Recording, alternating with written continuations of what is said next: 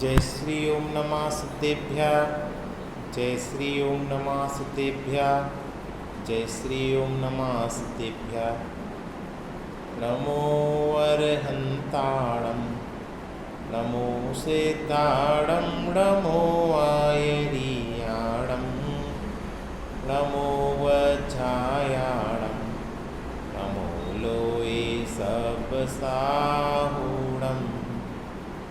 नमः श्रीवर्धमानाय निर्धूतकलिलात्मने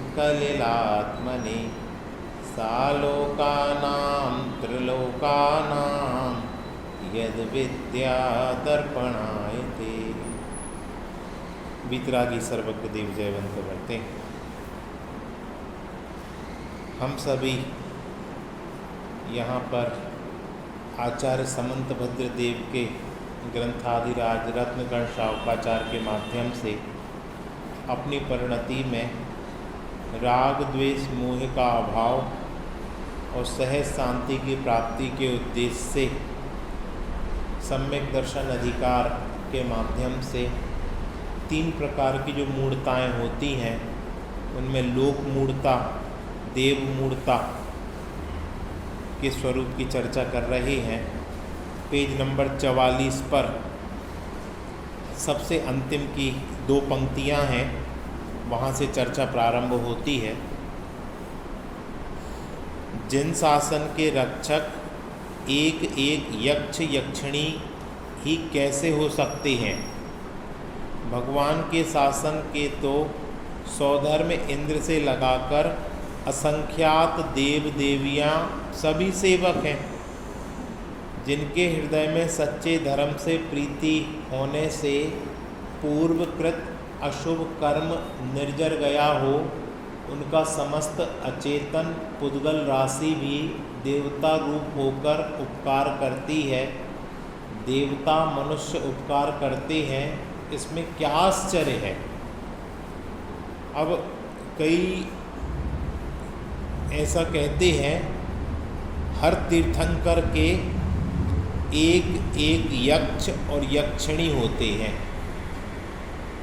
अगर आप लोग वहाँ गए हो हस्तिनापुर में जो जम्बू द्वीप बना हुआ है, तो जम्बू द्वीप में जो भगवान विराजमान हैं तो उनके मड़िया के बाहर एक एक वो बनाए हैं यक्ष और यक्षिणी, कई जगह हैं।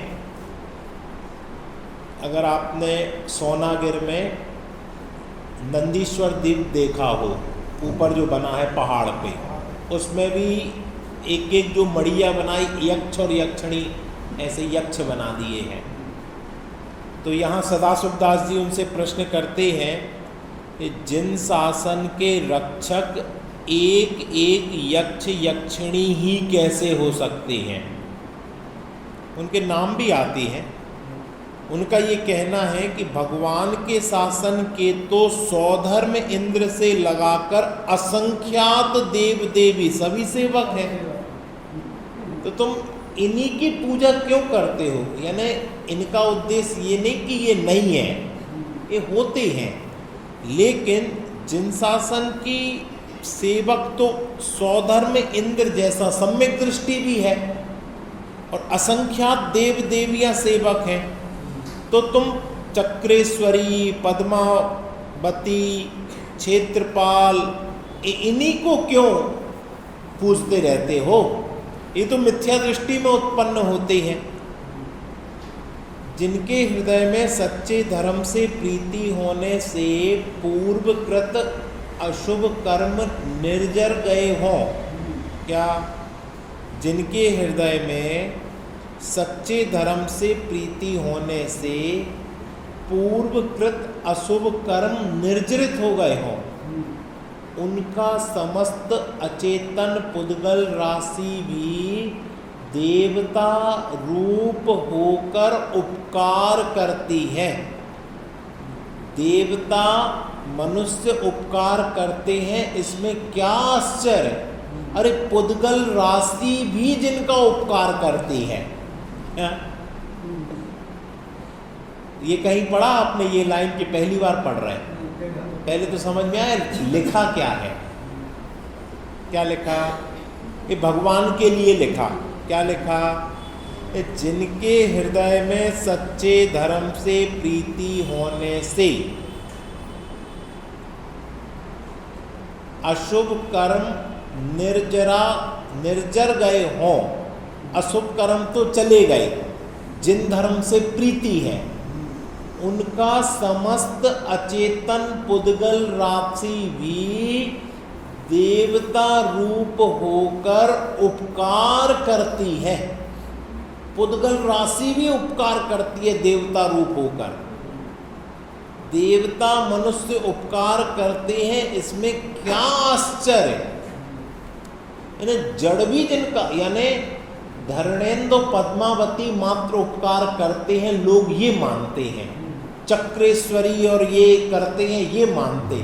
तो सदाशिव दास जी उसकी व्यापकता बता रहे कि सौधर्म इंद्र के साथ तो असंख्यात देवता और देवियां भी उनकी पूजन उपकार करते हैं, उनका स्मरण क्यों नहीं किया? और वो तो सम्यक दृष्टि है, ये तो मिथ्या दृष्टि है, क्योंकि भवनवासी व्यंतर और ज्योतिष में तो मिथ्या दृष्टि उत्पन्न होते हैं, स्त्री पर्याय में भी मिथ्या दृष्टि उत्पन्न होते हैं। तो तुम सम्यक दृष्टि को छोड़कर मिथ्या दृष्टि की सेवा करने को क्यों उद्यत हो? पहले उनकी पूजा करो, फिर जाके बीतराग भगवान की पूजा करो। दूसरी बात, जो यहाँ पर समस्त अचेतन पुद्गल राशि की बात आई, वो भी देवता रूप होकर उपकार करती है। पुद्गल राशि कैसे उपकार करती है? कैसे? एक बात ये आ गई कि जो समूह शरण की रचना होती है, ये भी पुद्गल की रचना है ना। और आगे बढ़ो, तीर्थंकर जब चलते हैं तो उनके पांव के नीचे 225 सोने के कमल बनते हैं। कितने? 225। ये काय की रचना है? ये भी पुद्गल की रचना है। और आगे बढ़ो तो भगवान की जो प्रतिमा होती है, अगर आपने भक्तांबर स्तोत्र अच्छे से पढ़ा हो तो उसमें एक छंद आता है, यही शांत राग रुचि भी परमाणु भिस्तम निर्मापित त्रिभुवनेक ललाम भूत तावंत एव खलुते प्रणवा पृथिव्याम यत्ते समान मपरम नहीं रूपमस्ति। क्या अर्थ है सालू? इस जगत में जितने शांत परमाणु हैं उन सब से तो भगवान आपकी मूर्ति का निर्माण हो गया है, इसलिए आपकी जो प्रतिमा है बड़ी शांत है, क्योंकि जगत में जितने शांत परमाणु थे उनसे तो आपकी प्रतिमा का निर्माण हो गया। अब जगत में और कोई शांत परमाणु बचे ही नहीं है। यही शांत राग रुचि भी परमाणु भिस्तम निर्मापित त्रिभुवनेक ललाम भूत। इसलिए भगवान आपकी मुद्रा शांति को दर्शाने वाली है। ये व्यवहार का कथन है, ये भक्ति के कथन है। भक्ति में ऐसे ही भाव विभोर हो जाते हैं जीव। ऐसे यहाँ पर जैसे वहाँ कौन ने लिखा भक्तांबर स्तोत्र? मानतुंगाचार्य हुए, ऐसे यहाँ पर अपने सदाशिव दास जी हुए।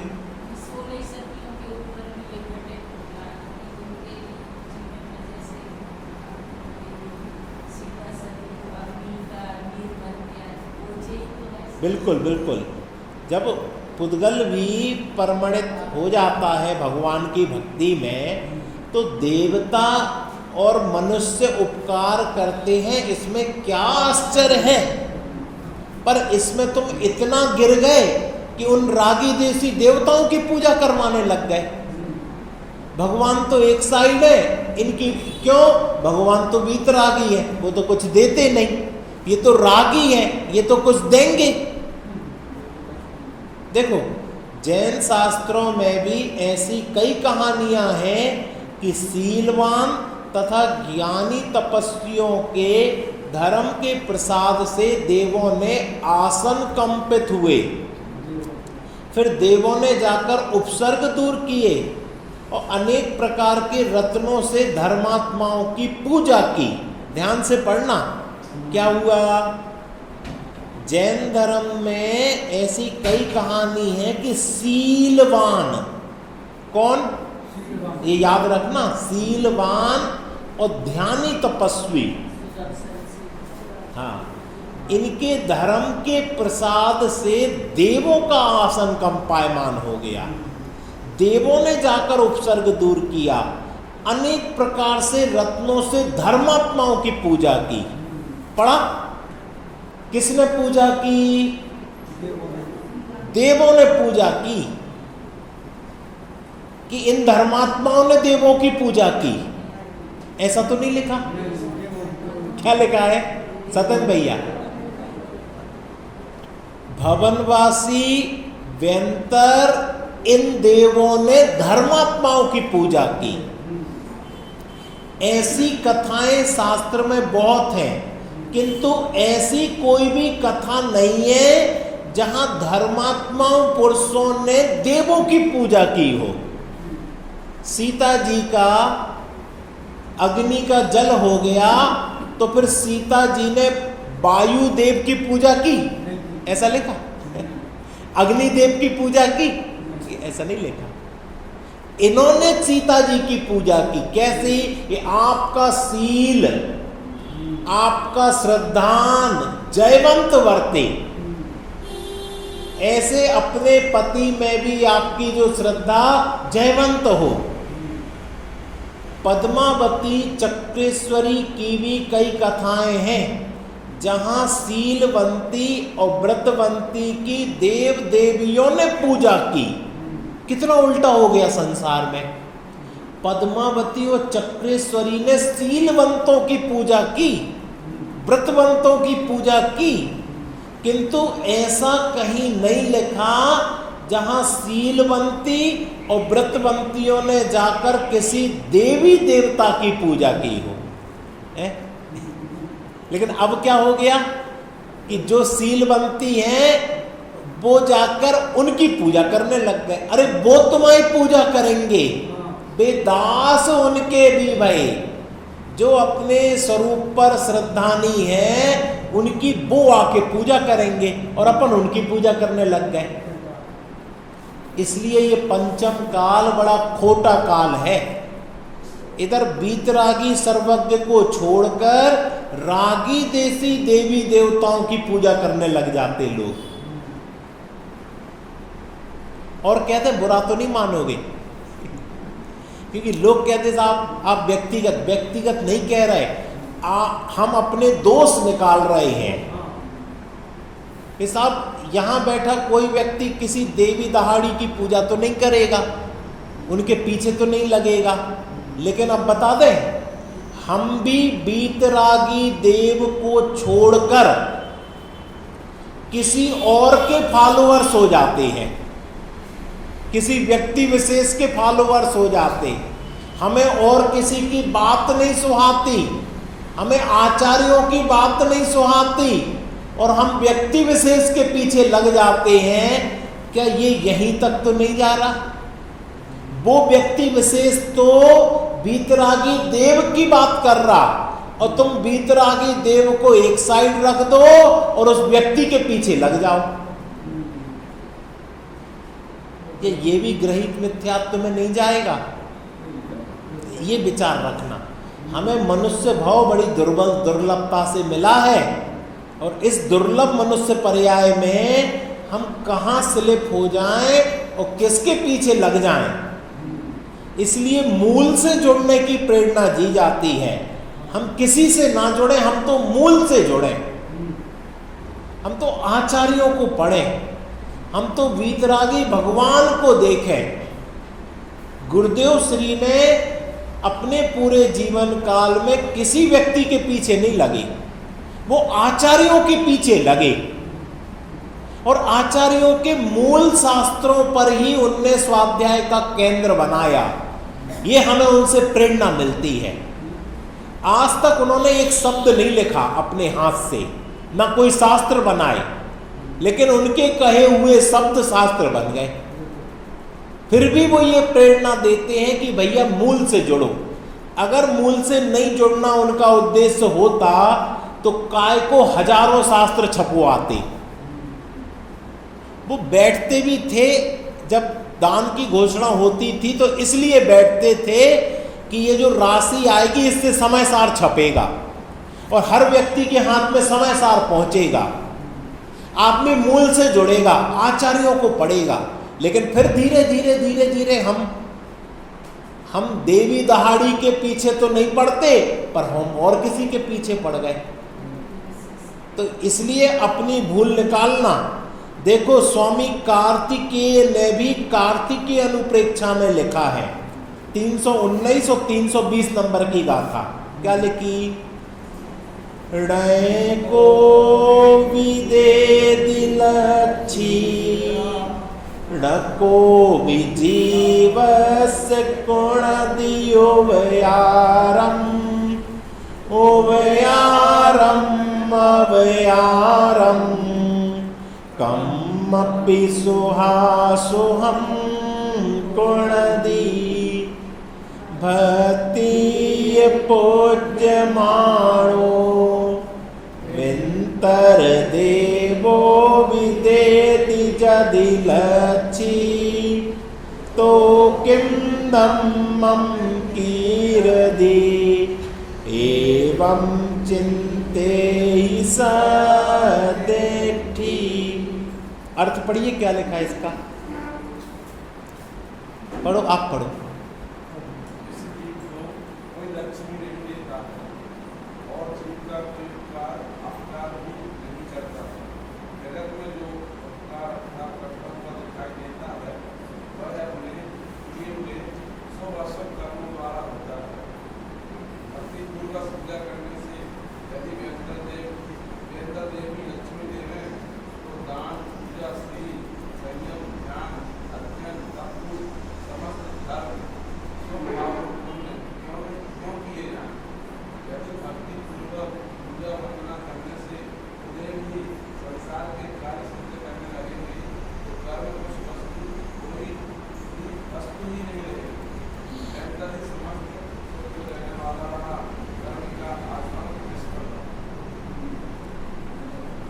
कार्तिकेय मूल से जोड़ो, मूल से जुड़ोगे तो कहीं नहीं फिसलोगे। और मूल छोड़ दिया तो जैसा पेड़ का मूल सूख छोड़ देते हैं तो पेड़ सूख जाता है, ऐसे ही अगर हमने कहा साहब ये कठिन है, प्राकृत है, संस्कृत है। अरे आप व्यापार करने के लिए जीएसटी कितना कठिन लगता था हमें, लेकिन अब सबको समझ में आ गया। इतना कठिन टैक्सेशन वो भी समझ में आ गया। क्यों? हमें व्यापार करना है तो हमें समझना। और आपको मोक्ष जाना है तो आपको आचार्यों की भाषा समझना पड़ेगी।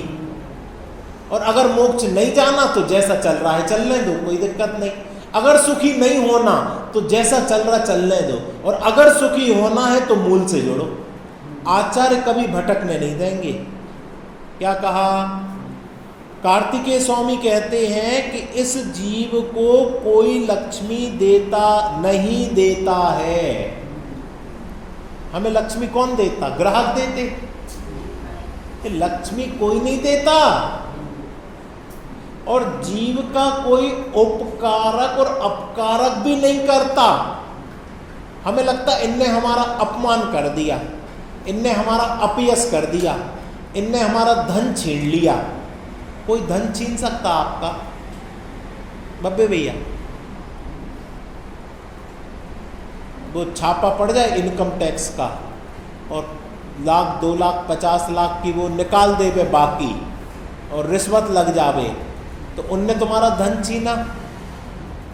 साहब हमारा धन रखा था, छीन लिया। उनने छीना?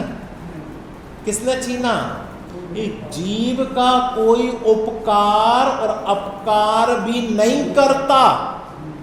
अगर आप इतने साल से स्वाध्याय कर रहे हैं तो इस बात का निर्णय होना चाहिए, तब हम माने कि स्वाध्याय किया। और स्वाध्याय तो प्रतिदिन करें, पूजन भक्ति तो प्रतिदिन करें, लेकिन इस बात पर विश्वास नहीं करें। तो वो स्वाध्याय कार्यकारी है। क्या बात है यहाँ पर कि जगत में जो उपकारक अपकारक करता हुआ दिखाई देता है वह अपने किए हुए शुभ और अशुभ कर्मों द्वारा होता है। अपन को लगता है इनने हमारा उपकार कर दिया, पर वो उपकार उसने किया कि तुम्हारे पुण्य कर्म का उदय आया, उसने किया। क्या किसी व्यक्ति विशेष ने नहीं किया, हमारे पुण्य कर्म का उदय आया, इस कारण वो हमारा उपकार हो गया। लेकिन हमें ऐसा लगता कि फलाने फलाने ने उपकार कर दिया। पार्श्वनाथ भगवान का उपकार किसने किया? धरणेंद्र ने कि पद्मावती ने? और अपकार किसने किया? दोनों बताना। अपकार किसने किया? कमठ ने। हम इस भाव की नहीं पूछ रहे, हम 10 भावों की पूछ रहे हैं। अभी मोक्ष सप्तमी मनाई, 10 भावों की चर्चा की, 3 दिन की। 10 भाव तक कमठ के जीव ने पार्श्वनाथ भगवान का अपकार किया कि नहीं? अच्छा बताओ चेतना जी, उपसर्ग किया कि नहीं किया? तो क्या किया? स्तुति की क्या? उपसर्ग तो किया। इसको नहीं बोलो, नहीं तो हम प्रथमा नियोग को झुटला देंगे।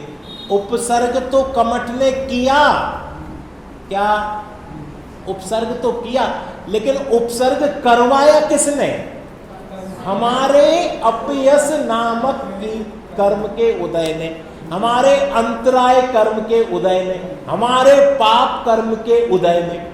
वो बेचारा निमित्त बना, उसको अपना शांत स्वभाव छोड़ना पड़ा और इनको डसना पड़ा। वो डस रहा ना, वो जो डस रहा है वो अपने कारण डस रहा कि तुम्हारे कारण डस रहा? सही है कि किसी को कुछ इसमें बोलना है?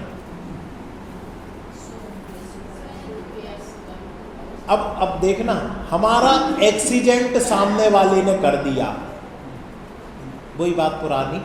हमारा एक्सीडेंट हो गया और हम सही जा रहे थे और वो रॉन्ग साइड से आ रहा था और रॉन्ग साइड से आया और इतनी तेज से मारा और देह वियोग ही हो गया। इसमें किसकी गलती है? हम तो सही जा रहे थे और वो रॉन्ग साइड से आ रहा था, तो किसकी गलती है? अब देखो यहां तो आयु कर्म, चलो हमारी देह वियोग नहीं हुई, हम बच गए, पैर ही टूटा, तो हम उसकी कॉलर पकड़ेंगे कि नहीं? क्यों साहब, हम सीधे सीधे जा रहे हैं, हमने नई गाड़ी खरीदी 1 लाख रुपए की और आया और पूरी गाड़ी भी मिटा दी, हमें भी मिटा दिया और उसको कुछ नहीं हुआ। साल उसको कुछ नहीं हुआ, हम पूरे मिट गए, हमारी गाड़ी मिट गई। तो किसकी गलती है? कोई नहीं बोलेगा। विनोद भैया बताओ, है? कर्मों की गलती है। किसके कर्मों की? उसके कि हमारे? स्वयं किए जो कर्म शुभाशुभ फल निश्चय ही वे देते, करे आप फल दे अन्य तो स्वयं किए। तुमने कर्म बांधे, तुम्हारे कर्मों के कारण तुम डिप्रेस हो रहे, तुम परेशान हो रहे, तुम दुखी हो रहे, तुम लाचार हो रहे, तुम धन से बाहर हो रहे, तुम देश से बाहर हो रहे, तुम नगर से बाहर हो रहे। वो आरोप किस पे लगा रहे? सामने वाले पर। स्वयं महंत रहना चाहता है और दोष, जैसे विनोद भैया ने कहा ना, कर्मों ने दोष कर्मादि को लगाता है। स्वयं मेरी कोई गलती नहीं, ये कर्म है ना पापी, दुष्ट, नीच, इनके उदय के कारण हमारा हुआ। कर्म के कारण भी नहीं, वो तो जड़ पुद्गल है, वो बेचारे में ज्ञान नहीं, कब उदय में आना, किसके उदय में आना, बालक के आना कि युवा के आना कि वृद्ध के आना, उसको कुछ नहीं पता। अगर कर्मों पे दोष लगाओ विनोद भैया तो सांख्यमती हो जाओगे। कर्म ही जगाते हैं, कर्म ही सुलाते हैं, कर्म ही एक्सीडेंट कराते हैं, कर्म ही धन देते हैं, कर्म ही छीन लेते हैं। देखो जरा से में फिसल जाओ, अन्नमति हो जाओ जरा से में, तो कर्म भी नहीं, तो फिर कौन है आरोपी? मैं जानने देखने वाला।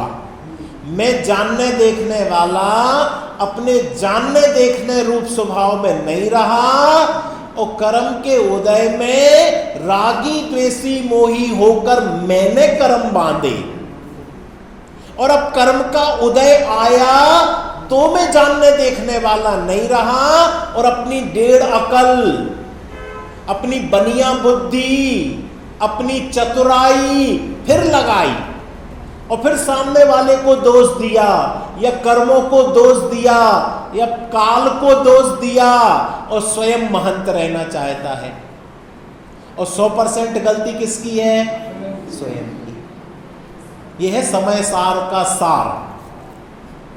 समय सार तो पढ़ लिया, तो पुरानी घटना है ना बुंदेलखंड की, नाली बननी थी, जैसे मंदिर के बाहर नाली बनी ना, तो नाली बननी थी, तो एक व्यक्ति कहता कि नाली यहां से बनाना, और दूसरे ने कहा नहीं भैया यहां से बनाना।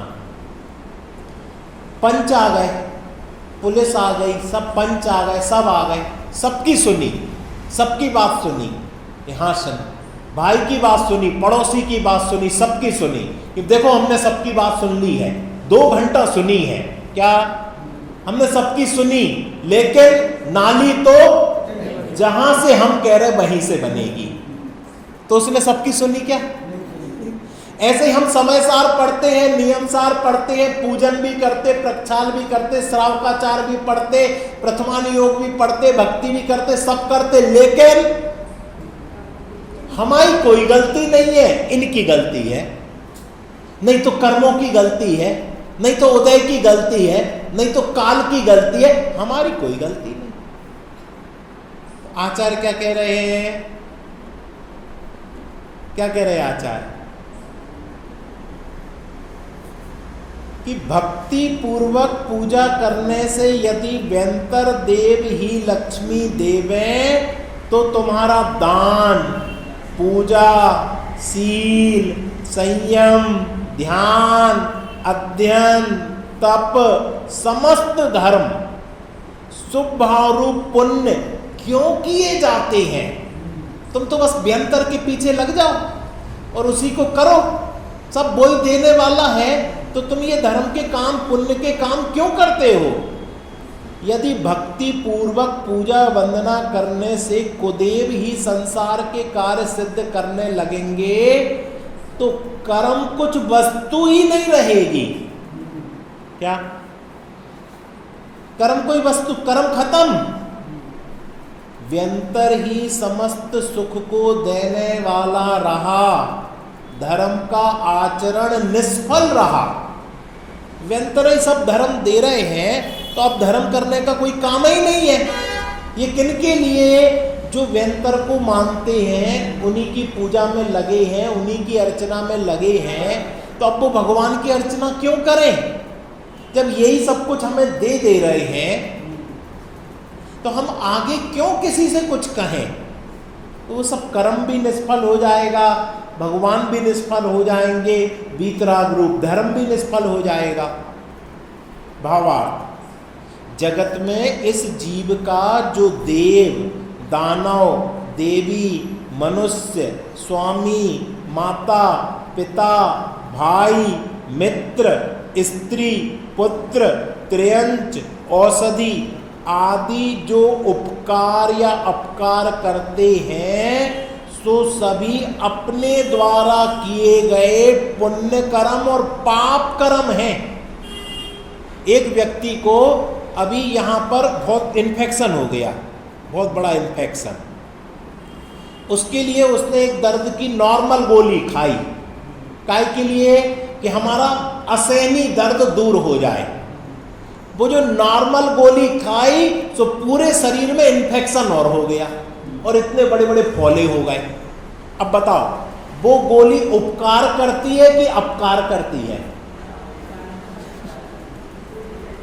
इसको क्या लगता कि हमने जो इंजेक्शन रेमडेसिविर लगवाया है हमारा कोरोना जल्दी से ठीक हो जाएगा, और इसने 25,000 नहीं 50,000 रुपए खर्च करके वो इंजेक्शन लगवाया, उपकार के लिए लगवाया ना।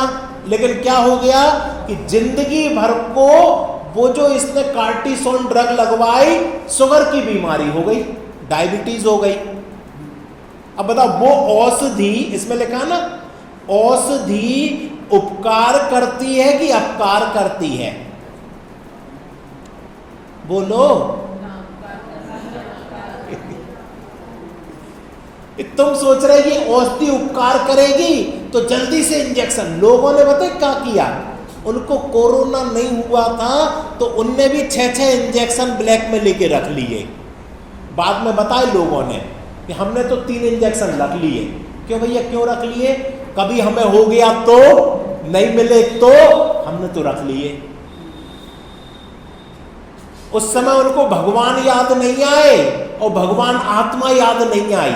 भगवान कहां दिख रहे थे? रेमडेसिविर में दिख रहे थे।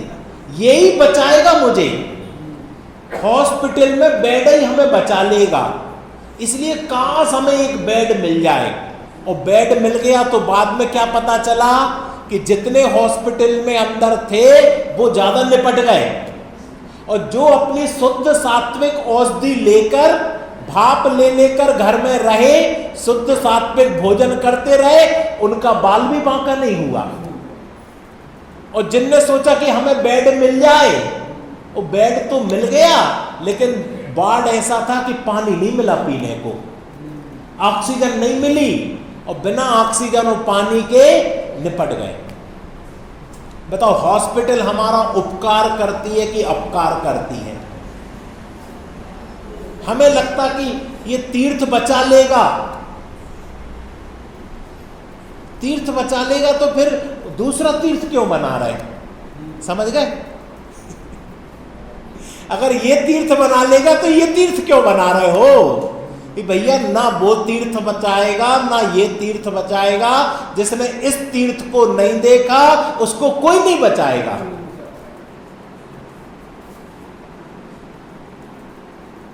इसलिए ये जैन धर्म बहुत जरूरी है।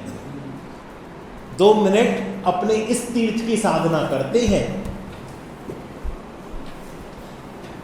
ओ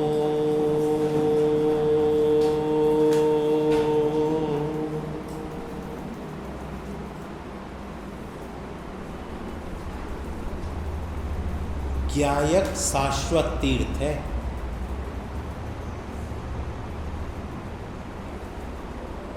हम तीर्थ वंदना के लिए जरूर जाते हैं, लेकिन शाश्वत तीर्थ तो हमारे साथ 24 घंटे लगा हुआ है। आज 2 मिनट उस शाश्वत तीर्थ को देखने के लिए, उसकी वंदना करने के लिए, उसके दर्शन करने के लिए स्थिर हुए हैं।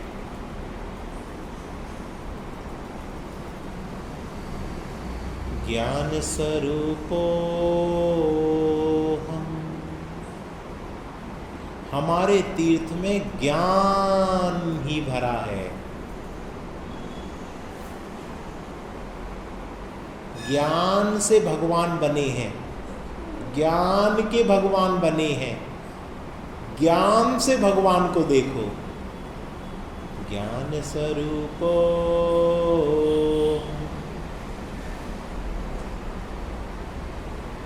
यहाँ राग द्वेष की कोई गंध नहीं है। मिथ्यात्व और कसायों के लिए कोई स्थान नहीं है। कर्मों की जहाँ धूल नहीं है, ऐसे अपने ज्ञान तीर्थ को देखो।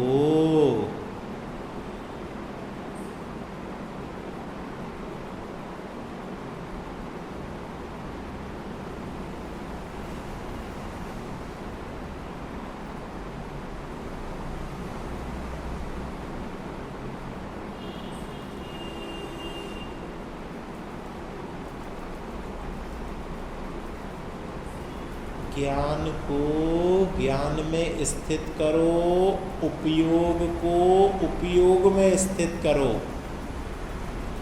मैं उपयोगवान हूँ।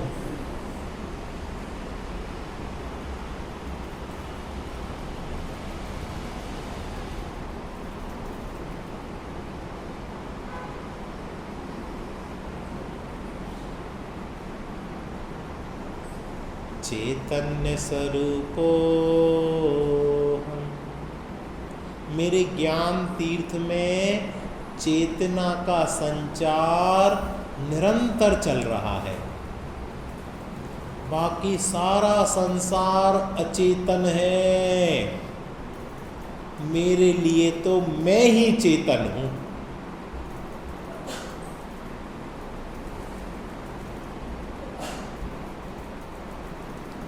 ऐसे अपने चैतन्य स्वरूप में स्थिर हो।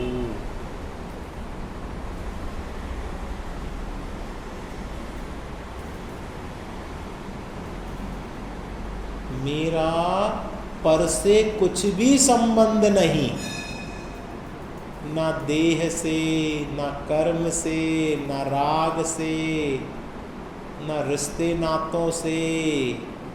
मैं तो अपने चैतन्य तीर्थ में मग्न हूँ।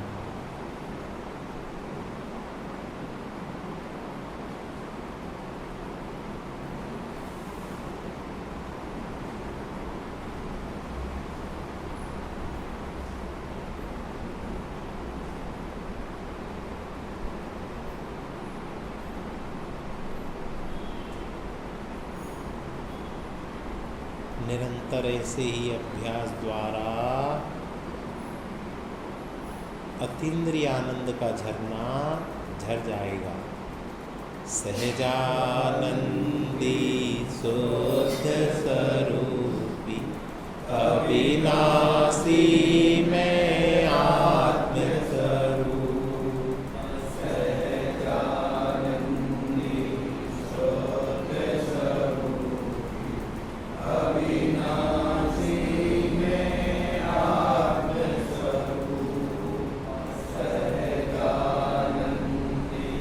शुद्ध स्वरूपी अविनाशी मैं आत्म